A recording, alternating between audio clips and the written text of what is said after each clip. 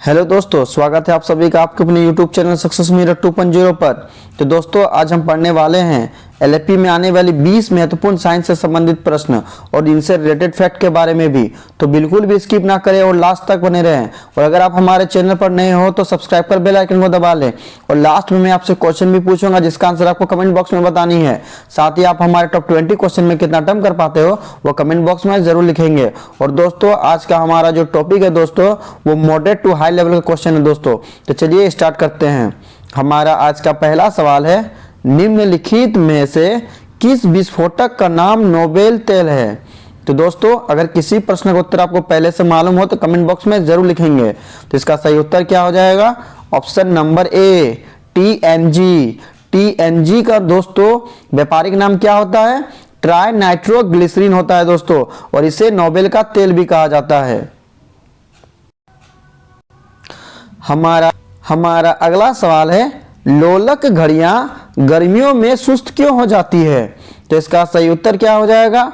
Option number सी, लोलक की लंबाई बढ़ जाती है जिससे इकाई दोलन में लगा हुआ समय बढ़ जाता है। क्योंकि दोस्तों गर्मियों के दिनों में क्या होता है दोस्तों कि लोलक घड़ियों की लंबाई बढ़ जाती है। क्योंकि लंबाई बढ़ने से आवर्तकाल हमारा क्या होता है? बढ़ जाता है, जिसके कारण घड़ी हमें सुस्त महसूस होता है और दिन बड़ा लगता है।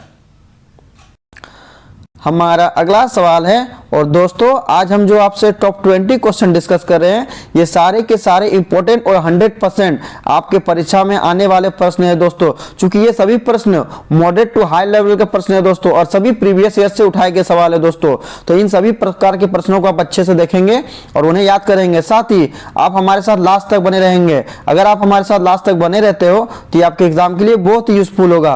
और दोस्तों, इस प्रश्न का सही उत्तर आप हमें कमेंट बॉक्स में जरूर बताएंगे।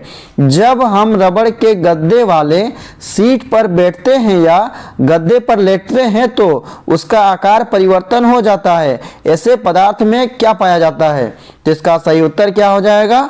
ऑप्शन नंबर बी, स्थितिज ऊर्जा। जब हम रबड़ के गद्दे वाले सीट पर बैठते हैं, यहाँ पर उस पर लेटते हैं, तो उसका आकार में जो परिवर्तन होता है दोस्तों वो स्थितिज ऊर्जा के कारण होती है दोस्तों।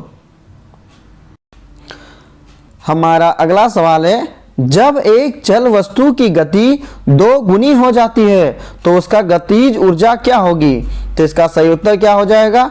ऑप्शन नंबर बी, चौगुनी हो जाती है। जब एक चल वस्तु की गति दुगुनी हो जाती है तो काइनेटिक एनर्जी हमारा क्या होता है दोस्तों? चौगुनी हो जाती है। और काइनेटिक एनर्जी का क्या फॉर्मूला होता है दोस्तों? तो के बराबर हमारा होता है 1/2 mv²। और अगर आपसे पोटेंशियल एनर्जी के बारे में पूछा जाए, स्थितिज ऊर्जा के बारे में, तो हमारा इसका फॉर्मूला होता है mgh होता है दोस्तों। तो ये दोनों ही फॉर्मूला को आपको याद रखनी है। हमारा अगला सवाल है, चंद्रमा पर वायुमंडल नहीं होने का क्या कारण है? इसका सही उत्तर क्या हो जाएगा? ऑप्शन नंबर डी, इस पर गैस अनुभव का पलायन वेग उनके वर्ग माध्य मूल वेग से कम होता है, जिसके कारण चंद्रमा पर वायुमंडल नहीं होता है। हमारा अगला सवाल है, स्थिर पानी में मिट्टी का तेल डालने पर मच्छर कम होते हैं, क्यों? तो इसका सही उत्तर क्या हो जाएगा दोस्तों? ऑप्शन नंबर सी, लार्वा के सांस में बाधा डालता है। जब स्थिर पानी में मिट्टी का तेल डाला जाता है दोस्तों तो तेल से ऑक्सीजन की आपूर्ति कम हो जाती है, जिससे मच्छरों का प्रजनन रुक जाता है। हमारा अगला सवाल है, किसी सरल लोलक की लंबाई 4% बढ़ा दी जाए तो उसका आवर्तकाल क्या होगा? और दोस्तों ये बहुत ही इंपॉर्टेंट सवाल है। तो इसका सही उत्तर क्या हो जाएगा? ऑप्शन नंबर बी, 2% बढ़ जाएगा। क्योंकि दोस्तों इसको इस प्रकार हम समझते हैं कि सरल लोलक का जो आवर्तकाल होता है वो लंबाई के वर्गमूल के समानुपाती होता है, जिसके कारण अगर हमारा यहाँ सरल लोलक की लंबाई कितना दिया हुआ है दोस्तों? 4% दिया हुआ है। और अगर इसका वर्गमूल निकाला जाए तो हमारा कितना हो जाएगा दोस्तों? 2% हो जाएगा, जिसके कारण इसका सही उत्तर हमारा ऑप्शन बी हो जाएगा। मैं आपको फिर से बता देता हूं कि सरल लोलक का जो आवर्तकाल की लंबाई होता है उसके वर्गमूल के समानुपाती होता है दोस्तों, जिसके कारण यहाँ 4% मेरा दिया गया है, तो इसका वर्गमूल हमारा कितना हो जाएगा? 2% हो जाएगा। इसीलिए हमारा ये 2% बढ़ जाएगा दोस्तों। हमारा अगला सवाल है, लोलक की आवर्तकाल किस पर निर्भर करता है? तो इसका सही उत्तर क्या हो जाएगा? ऑप्शन नंबर बी, लंबाई के ऊपर निर्भर करता है। चूंकि सरल लोलक का जो आवर्तकाल होता है उसकी लंबाई के वर्गमूल के समानुपाती होता है दोस्तों। अगर लंबाई हमारा 4 दिया रहे तो उसका वर्गमूल हमारा कितना हो जाएगा? 2 हो जाएगा दोस्तों। तो इसीलिए कहा जाता है कि लोलक का जो आवर्तकाल होता है उसके लंबाई के ऊपर निर्भर करता है। हमारा अगला सवाल है, निम्न में से कौन सही है? तो दोस्तों 4 ऑप्शन दिया गया है, इनमें से हमें बताना है कि हमारा सही सूत्र क्या होता है दोस्तों। चूंकि W बराबर J इंटू Q होता है दोस्तों। अगर हम यहाँ पर J को छोड़ते हैं दोस्तों तो W बटा Q हो जाता है। और कौन सा ऑप्शन हमारा इससे मैच कर रहा है दोस्तों? ऑप्शन नंबर ए मैच कर रहा है दोस्तों। तो इसका सही उत्तर हमारा ऑप्शन नंबर ए हो जाएगा। और W दोस्तों कार्य को दर्शाता है, J हमारा जूल को दर्शाता है और Q हमारा हीट यानी उष्मा को दर्शाता है दोस्तों। ये भी आपको याद रखनी है। हमारा अगला सवाल है, किसी प्रतिध्वनि को सुनने के लिए मूल आवाज और प्रतिध्वनि के बीच का समय अंतराल क्या होना चाहिए? और दोस्तों ये बहुत ही इंपॉर्टेंट सवाल है और अगर इसका उत्तर आपको पहले से मालूम हो तो कमेंट बॉक्स में जरूर लिखेंगे। तो इसका सही उत्तर क्या हो जाएगा? Option number A, 1/10 second. और दोस्तों एग्जाम में क्या होता है? 0.1 भी दिया रहता है दोस्तों। तो इससे आपको कंफ्यूज नहीं होना है, क्योंकि अगर पॉइंट हम बताते हैं तो नीचे हमारा क्या हो जाता है दोस्तों? 10 हो जाता है। तो 1/10 या फिर 0.1 रहे तो वो भी हमारा सही उत्तर होगा।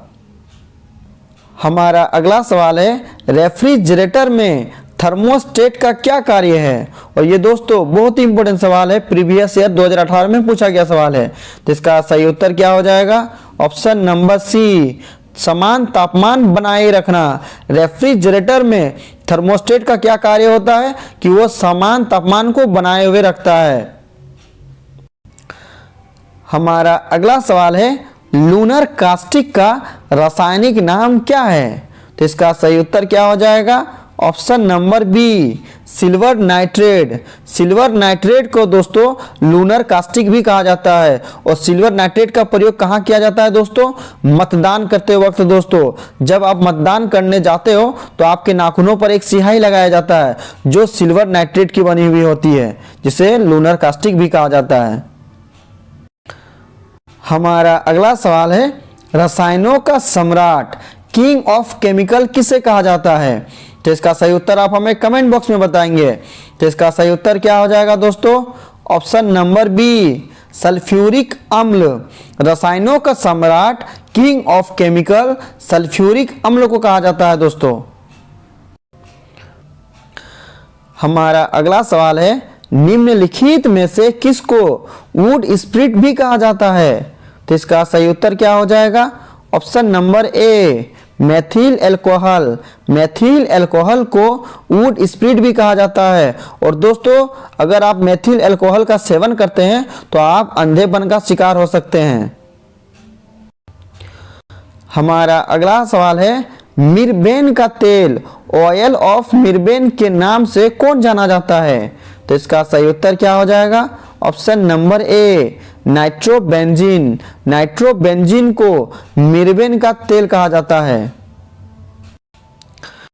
हमारा अगला सवाल है, बीज फूलते हैं जब जल में रखे जाते हैं, तो किस कारण से बीज फूलते हैं? तो इसका सही उत्तर क्या हो जाएगा? ऑप्शन नंबर बी, अंतः शोषण के कारण। अंतः शोषण के कारण बीज फूलते हैं जब जल में रखे जाते हैं। हमारा अगला सवाल है, जंतु विज्ञान की वह शाखा जिसके अंतर्गत जंतु की बाह्य आकृति एवं बाह्य संरचना का अध्ययन किया जाता है, क्या कहलाता है? जिसका सही उत्तर क्या हो जाएगा? Option number C, morphology. Morphology के अंतर्गत जंतु की बाह्य आकृति एवं बाह्य संरचना का अध्ययन किया जाता है। हमारा अगला सवाल है, और दोस्तों ये बहुत ही कंफ्यूजन भरा सवाल है, इसमें अक्सर स्टूडेंट फंसते हैं दोस्तों।